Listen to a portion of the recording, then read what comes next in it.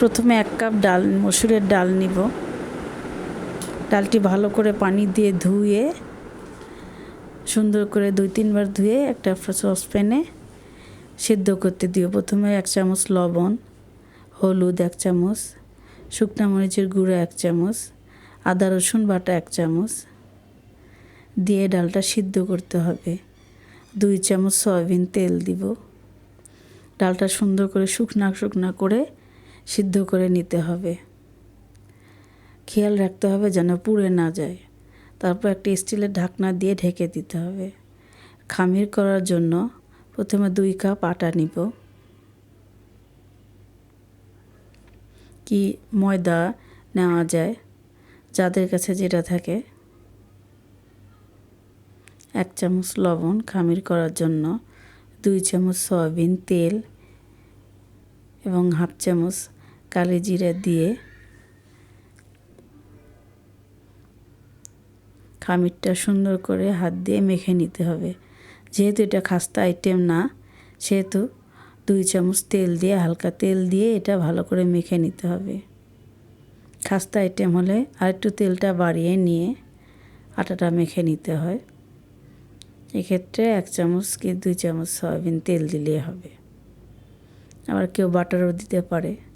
এখন অল্প অল্প করে পানি দিয়ে আটাটা সুন্দর করে মেখে নিতে হবে। বেশি নরম করা যাবে না। এই নাস্তা করতে আটাটা একটু শক্ত থাকলে ভালো হয়। সুন্দর করে আটাটা মেখে নিতে হবে।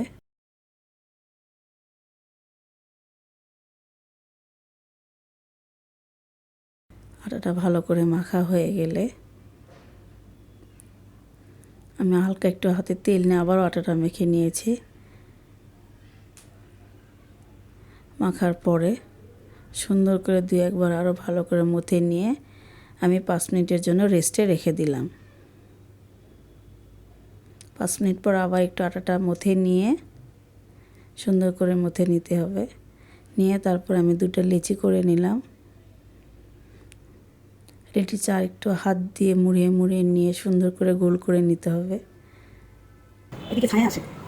এখন নাস্তাটি বানানোর জন্য আমি সুন্দর করে গোল করে নিলাম।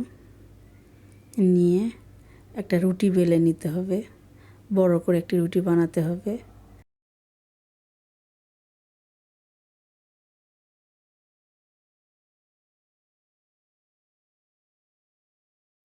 মসুর ডালের নাস্তাটি খুবই সুন্দর।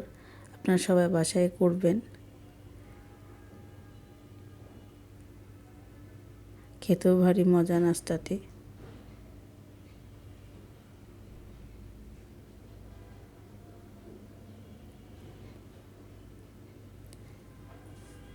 খেয়াল রাখবেন রুটিটি যেন বেশি মোটাও না হয়, বেশি পাতলাও না হয়।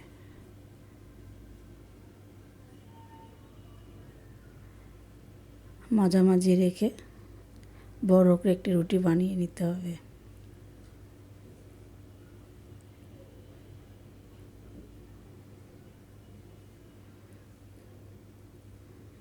তারপরে মাঝখানে একটু স্পেসের জন্য আমি একটা রাইস কুকারের মুখা কি আপনার কারো বাসায় স্টিলের গ্লাস থাকলে একটি গ্লাস দিয়ে নিতে পারেন।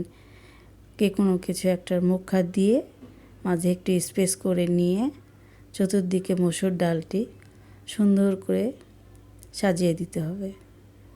চতুর্দিকে ডালটি সাজিয়ে দেওয়ার পর আমিও সরাই নেব মুখাটি। তারপর একটি চাকু দিয়ে 4টি খণ্ড করে নিতে হবে। যাদের পিৎজা কাটার আছে, আমি পিৎজা কাটার পাচ্ছিলাম না, এজন্য চাকু দিয়ে আমি 2 দিকে দাগ দিয়ে 4টি ভাগ করে নিলাম।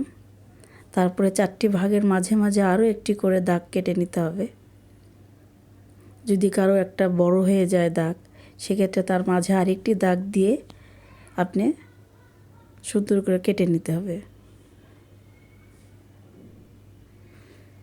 পিৎজা কাটার দিলে আরও ভালো হয়। কাটা কমপ্লিট হয়ে গেলে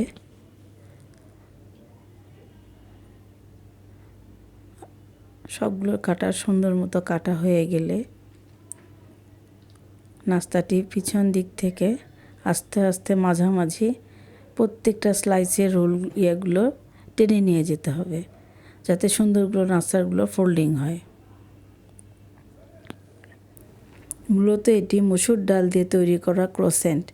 সুন্দর করে পিছন দিক থেকে আস্তে আস্তে স্লাইসগুলো ফোল্ডিং করে নিলে ক্রোসেন্টগুলো দেখতে সুন্দর লাগবে, ভাজতেও ভালো লাগবে। নাস্তাটি তৈরি করার সময় খেয়াল রাখতে হবে যেন রোলগুলো পারফেক্টভাবে গুছিয়ে নেওয়া হয়। একটি একটি করে সবগুলো সুন্দর করে গুছিয়ে নিতে হবে। খেয়াল রাখতে হবে ক্রোসেন্টগুলো যেন সুন্দরভাবে সেট হয়ে যায়। এভাবে নাস্তাগুলো তৈরি করে প্রথমে সবগুলো তৈরি করে নিতে হবে। কাজটি আস্তে আস্তে করতে হবে, বেশি তাড়াহুড়ো করলে নষ্ট হয়ে যাবে। আমি সবগুলো করে নিয়েছি। করে নেওয়ার পর ফ্রাই প্যানে কিছু তেল দিয়ে লো হিটে একটি একটি করে সবগুলো গুছিয়ে দিতে হবে। হিটটা যেন কম থাকে, হালকা হিটে আস্তে আস্তে করে সবগুলো নাস্তা লাল লাল করে ফ্রাই করে নিতে হবে।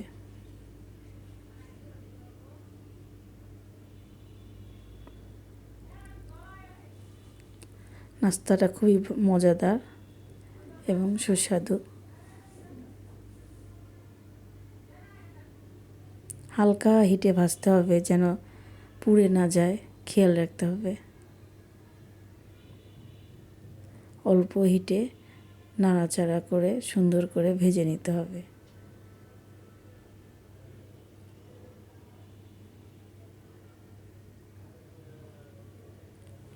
আপনারা সবাই বাসায় বানাবেন, দেখবেন কেমন লাগে।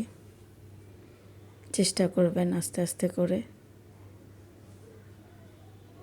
যখন লাল লাল হয়ে যাবে একটি একটি করে উল্টিয়ে সুন্দর করে ভাজা হয়ে গেলে একটা ছাঁকনি দিয়ে উঠিয়ে নিতে হবে।